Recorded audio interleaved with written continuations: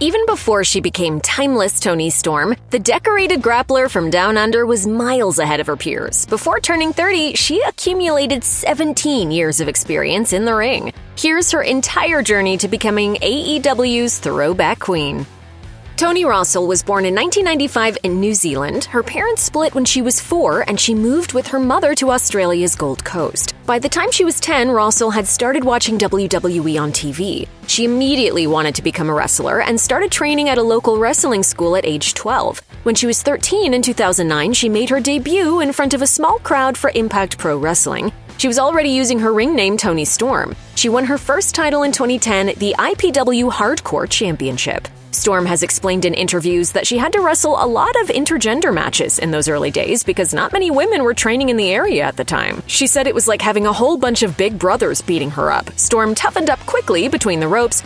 Even at such a young age, she explained that she wrestled maybe 3 girls in her early training days. As she got older, Storm would wrestle across Australia and New Zealand for promotions including Riot City Wrestling and Melbourne City Wrestling. She eventually convinced her mother to let her go live with her grandmother in the United Kingdom, where there were more opportunities.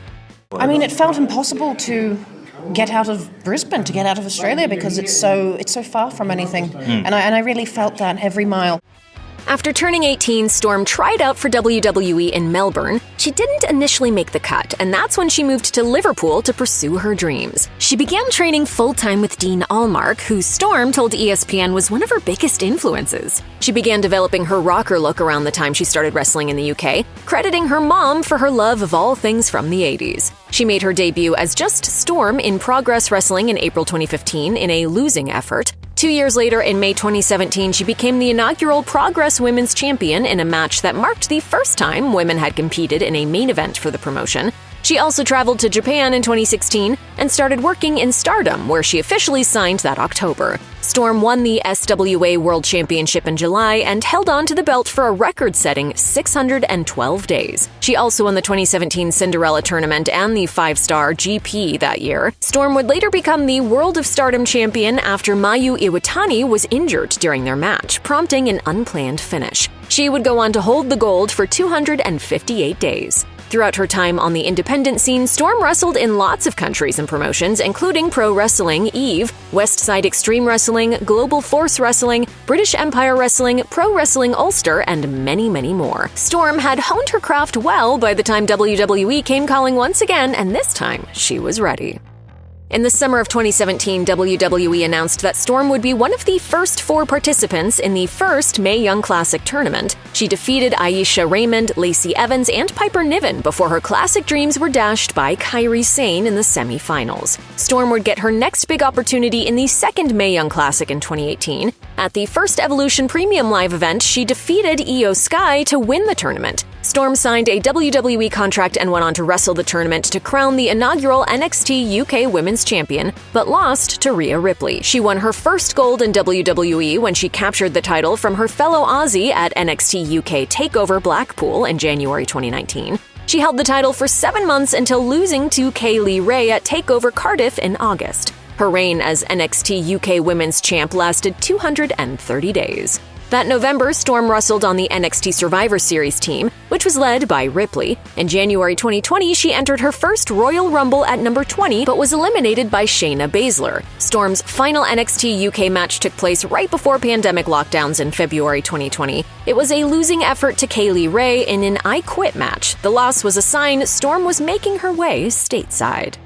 Storm returned to mainline NXT in October 2020 and aligned herself in a heel stable with Candice LeRae, Dakota Kai, and Raquel Rodriguez for a win at TakeOver War Games. She entered the Royal Rumble once again in 2021, this time in the 7th spot. Ripley eliminated her. Storm challenged for the NXT Women's Championship twice, but was unsuccessful both times. Storm arrived on the main roster in July 2021 when she popped up on SmackDown as a babyface. She defeated Zelina Vega in her debut match, but Vega then defeated her in the first round of the Queen's Crown tournament. Storm went on to eliminate 2 competitors in that year's Women's Survivor Series match, then got into an ill-fated feud with Charlotte Flair. Storm has gone on record to say the feud not only made her request her WWE release at the end of December, but even made her think about leaving professional wrestling entirely. The feud involved exchanging pies to the face, and WWE pitched at one point for Flair to rip Storm's shirt off.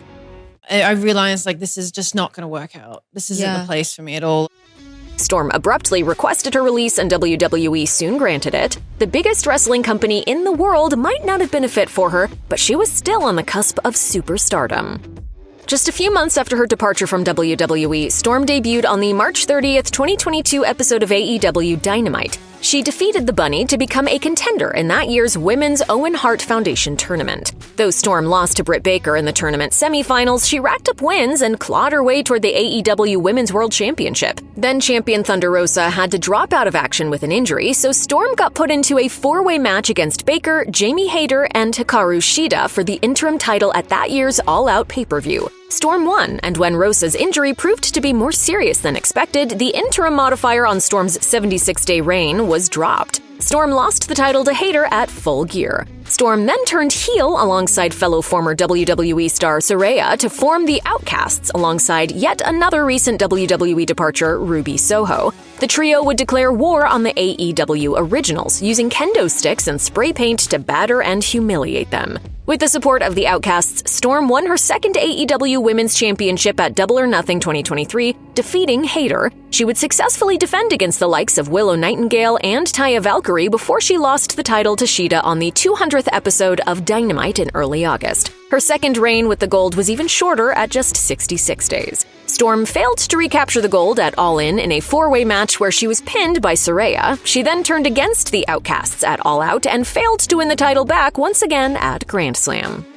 Storm leaving the Outcasts didn't come out of nowhere. Losing her championship to Shida was the start of a sort of emotional unraveling for her character, and losing twice to Saraya after that only accelerated things. Storm seemed to be losing her grip on reality, which culminated in the unveiling of her new character in September 2023, a glamorous starlet with an early Hollywood style. She changed her speech patterns and mannerisms, with all of her promos and vignettes being broadcast in black and white. In October 2023, Storm took on the moniker Timeless Toni Storm. Soon enough, she'd start being accompanied to the ring by her butler, Luther.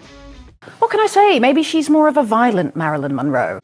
Storm's first feud in her new gimmick came against Shida, and the Timeless One did everything she could to steal the spotlight from the champion. As that feud progressed, Mariah May made the jump from stardom to AEW. In May's first few appearances, she declared herself Storm's biggest fan. Storm eventually took May under her wing as her understudy. May would dress up as Storm through the various eras of her career, including her rock star gimmick. Storm defeated Shida and won her third AEW Women's World Championship, tying the company record at Full Gear. The Timeless One would go on to defend her gold against the likes of Riho, Deonna Purrazzo, Thunder Rosa, Serena Deeb, and more. Every feud was enhanced by Storm's dramatic, timeless flair. She would then defend the gold against one of May's best friends, her former Stardom tag team partner, Mina Shirakawa, at Forbidden Door 2024. That kicked off a love triangle-like storyline between the three women. In July, May won the Owen Hart Foundation tournament, and everything changed once again for Timeless Toni Storm.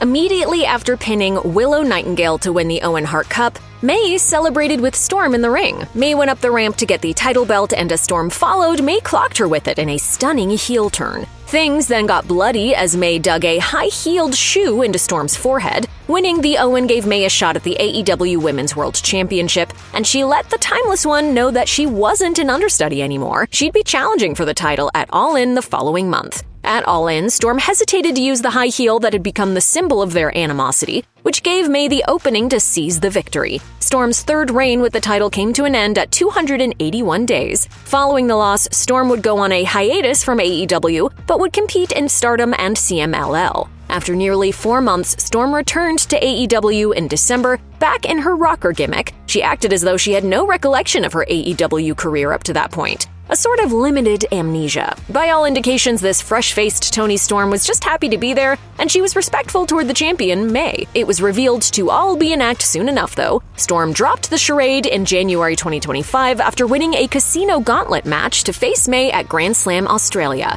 Storm returned to her home country in timeless fashion, hitting a big package on May to win the women's title for the 4th time. This is truly the most meaningful place. The biggest spotlight for you. Yes, this is a true honor. The blow-off to Storm and May's lengthy feud came at Revolution in March, and they put on a hardcore classic. The blood-soaked match, dubbed the Hollywood ending, closed out at the top of the ramp with Storm pinning May after hitting her with a Storm Zero onto a table. The Wrestling Observer's Dave Meltzer rated the match 5 stars, and May would leave the company soon after. Storm took a few weeks off to heal up in the aftermath of the Hollywood ending, but she was right back in the thick of things soon enough. Another newcomer, Megan Baines, started a dominant run in the company that led to a title shot at Dynasty in April. Despite a marked size disadvantage, Storm retained her title with a roll-up. In May, at Double or Nothing, Storm faced Shirakawa again, pinning her after a Storm Zero. Both women showed mutual respect for one another, and perhaps more. They teamed up for a while afterward. Also at Double or Nothing, Mercedes Moné won the 2025 Owen Hart Cup, earning a shot at Storm's title at All in Texas in July. Moné, who also came to AEW after frustrations built up for her in WWE, was not only the TBS champion, but came into the match holding several championships from other promotions. They went on to have a 24-minute match in which Storm just eked out a victory. Storm has been extending her reach outside of wrestling too. She appeared in the 2024 film Queen of the Ring, a biopic of women's wrestling pioneer Mildred Burke. Storm got to play a wrestler from the era her timeless character harkens back to, one of Burke's early opponents, Clara Mortensen. AEW airs its shows on TBS and TNT, which are part of Warner Discovery, so Storm also got to be part of some cross-promotion of Superman alongside actress Rachel Brosnahan on Dynamite the week of the film's release. Many fans regard timeless Toni Storm as one of the best characters going in the entirety of professional wrestling today. She definitely did find her way out of Australia and well beyond.